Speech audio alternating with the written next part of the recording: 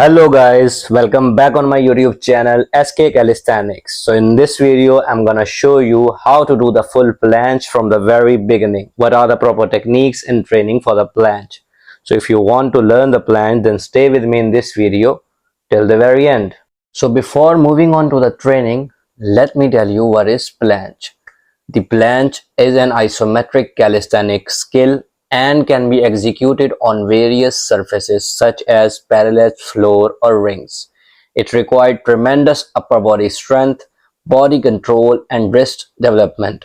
When doing a planche, you hold your body in a horizontal position above the support surface with straight arms, protected scapula, depressed shoulder, external rotated arms, and posterior pelvic tilt. We can say engaging your core. Apart from muscle strength, it requires the strength of your tendons and ligaments as well. As you know, it takes a lot longer for your tendons and ligaments to strengthen and recover as compared to your muscle. So in this training, be patient and consistent. So it is also important for you to know that you are ready to train for the planche or not. So the question is, how should you know that you are ready to train for the planche? So before you start your planche training, it's gonna be extremely helpful if you already achieve these requirements. Number one, at least 30 to 40 push-ups with clean form. Number two, 10 to 15 pull-ups with perfect form. And number three, at least 10 to 15 second L-sit hold with perfect form. So being able to do these requirements is gonna ensure that you can progress fast and already have the foundation of strength. So before wasting any further time, let's move on to our training, starting with the shoulder strength.